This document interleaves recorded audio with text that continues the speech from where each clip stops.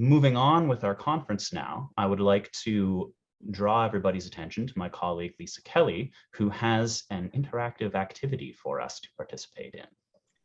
I do. Thank you, Donald. I'm going to share my screen. And for those of you that have a phone, I'm going to encourage you to get it out because we're going to do a little bit of polling using Slido. So I'm going to ask a couple questions. I'll give you the right answers at the end, but hopefully you'll participate. So you can take a picture of the upper right-hand corner QR code to be able to participate. Or if you prefer, you can go to your computer or your phone, join us at slido.com and enter the number 6170504. And you just select the correct answer to what percentage of Canadians 15 years or older self-identify as having a disability. And I'll give everybody a moment. So this is 15 years or older. It is according to the 2017 survey on disability by StatsCan. So these are people who self-identify. Of course, not everybody does, which is their right. So let's see, we've got a number of different answers. Green is the correct answer as we go through this. So if you're wondering about that, the vast majority of you have told us that it is 22%, which is correct. The 14.7 was a bit tricky because that was from the last survey on disability. So get out your cameras again and we'll go to question number 2. What percentage of employees with a disability require an accommodation? I think this one is probably less well known for people. So let's have a look and see if you can tell us. So what percentage of employees with a disability require an accommodation on the job? Okay, so this is once we've hired somebody and they are working, whether we know or don't know whether they have a disability, what percentage are actually going to ask and require an accommodation in the workplace. And I'll click through to the answers. And yes, they're coming in there and you'll see that the answer is actually 40% of us. Got it right, GA? It's 37% of people with disabilities actually require an accommodation. And for those of you that are wondering, the 3 top accommodations in Canada are to do with a flexible work hours, a flexible workstation, and ergonomic chairs. So not that expensive and free in some cases on the flex hours. The next question, again, you have to take a picture and hopefully we'll get even more people participating. What percentage of disabilities are acquired in the workplace? And what is the average age of acquiring a disability? So, what percentage, again, of people who are working in the workplace have acquired that disability when in the workplace, what percentage? And the second is at what average age?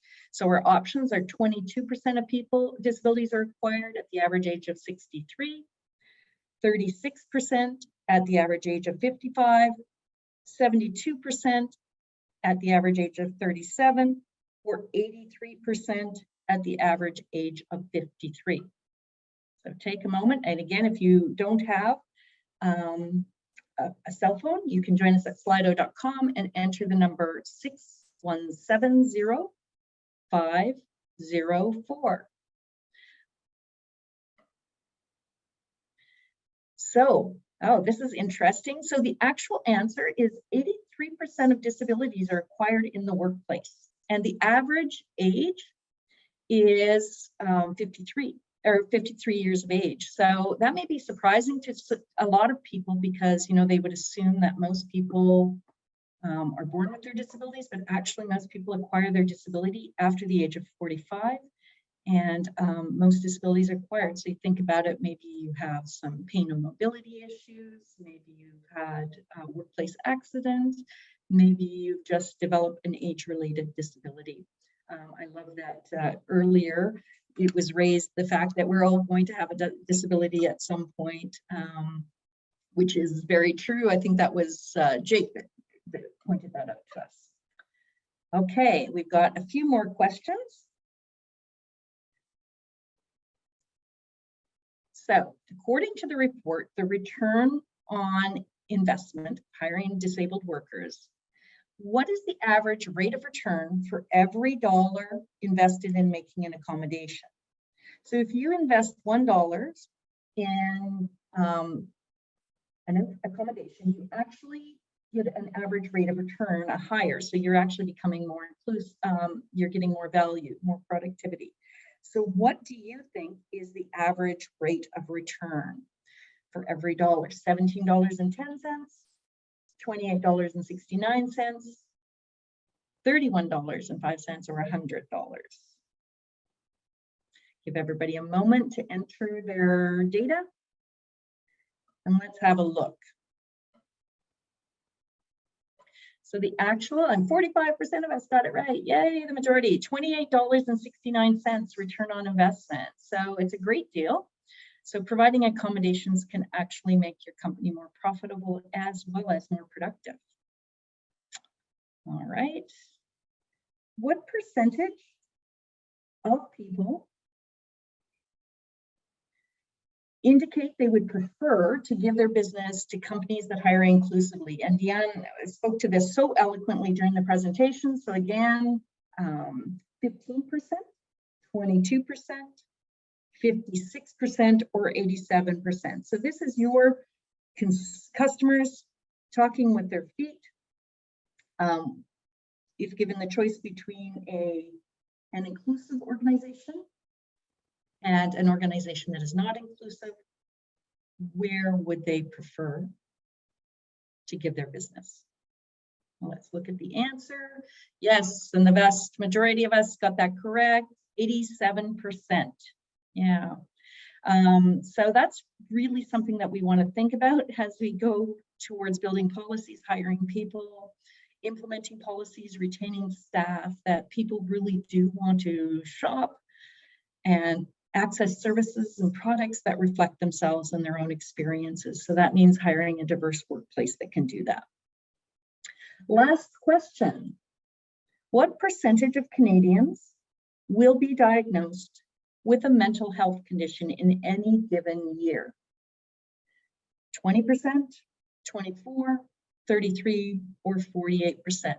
Mental health conditions and addictions are considered a disability. So we want to remember that when we're in the workplace.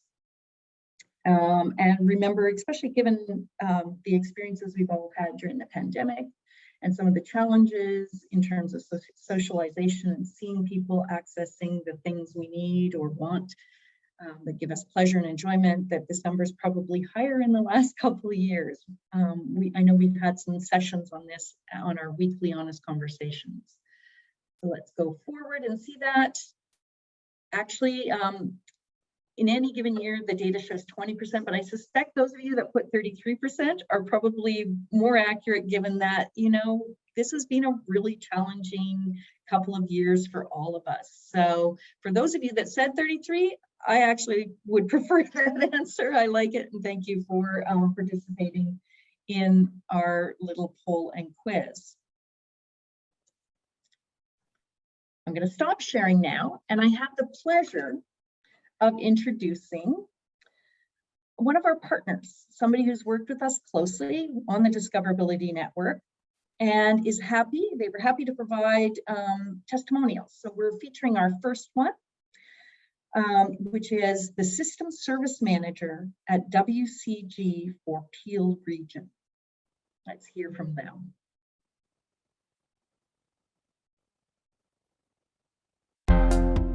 Hi everyone, my name is Samia Kazmi. I'm the Manager of Service Design at WCG Services, and I'm representing Employment Ontario Peel today.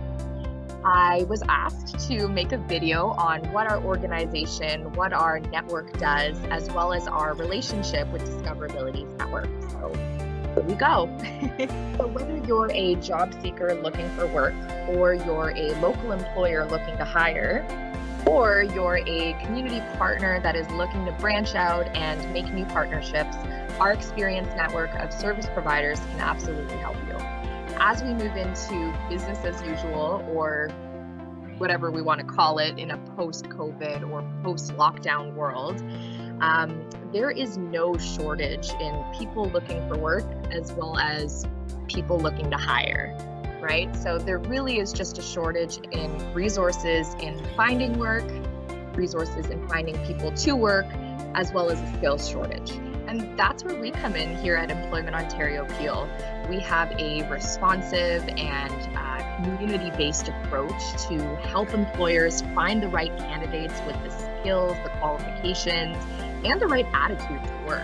I also want to mention that we are not an employment agency. We are government funded by the Ministry of Labor, Training and Skills Development, and our services are absolutely free to both job seekers and employers.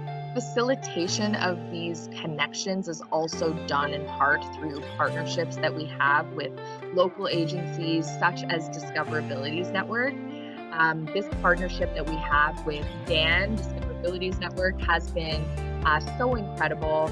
They have connected us with several local businesses that are hiring, and we were able to meet with these businesses, learn what they're all about, learn about their open vacancies, and we've been able to help several of them find their next great hire.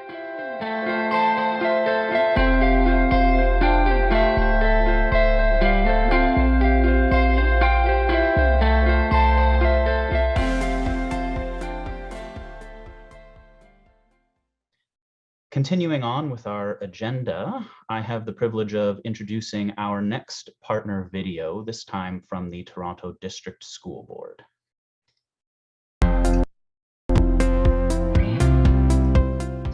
The Toronto District School Board is the largest school board in North America, with 110 high schools and approximately 65,000 students. Some of the students have disabilities, and many of them would like to go into full or part-time work upon graduation. In order to help them get ready for the world of work, we have a number of programs and strategies available to help them. In school, students build employability skills through specialized courses, technological education, hands-on courses and programs, and learning strategies. And in the community, students can take advantage of job shadowing, work experience, and cooperative education, all coordinated through the school. Cooperative education, or co-op, is when a student goes to a workplace and works and learns on the job. The program schedules are extensive in that they are full or half days, Monday to Friday, from approximately 4 to 8 months.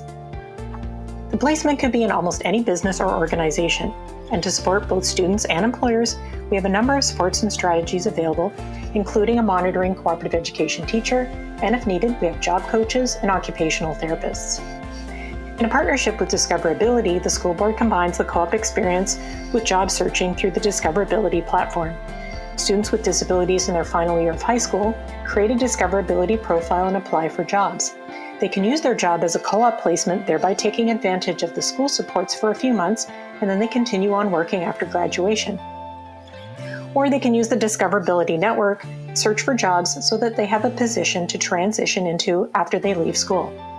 In order to help the students with their job searching, Discoverability provided workshops for both teachers and students, including optimizing their profile, interview tips, job retention, and more.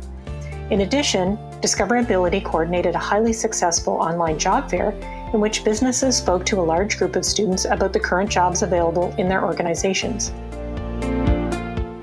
Through the work with Discoverability, students have really been able to articulate their diverse skills and abilities and excel in the workplace. The school board greatly appreciates its partnership with Discoverability and is one more way in which we can help our work-bound students reach their employment goals after graduation.